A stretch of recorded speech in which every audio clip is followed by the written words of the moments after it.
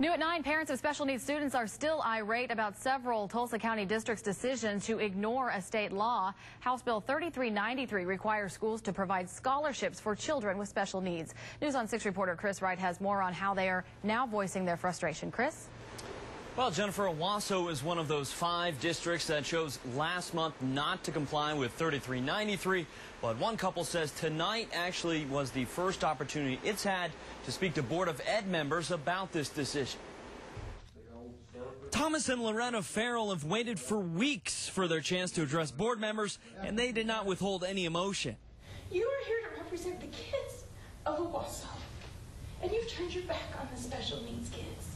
Their 11-year-old son has Asperger's syndrome, and when they sent him to private school this year, they assumed they would be reimbursed under 3393. That never happened. Owasso, along with Jenks, Broken Arrow, and Union, voted to ignore the law. Tulsa honored 6 scholarships, but will not accept any more.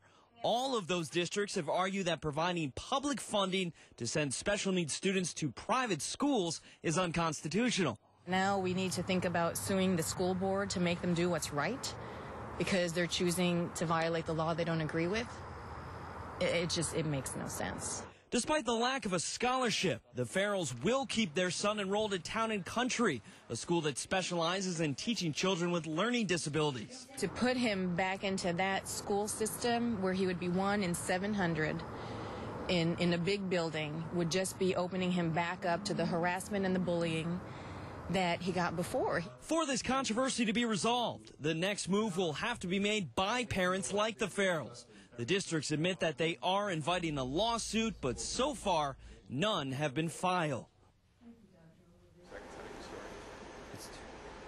Now, Washington, D.C. law firm says it's exploring the possibility of a lawsuit, but has yet to take any action. The Farrells were one of only 2 Owasso families that applied for a scholarship under 3393. Chris Wright, News on 6 tonight.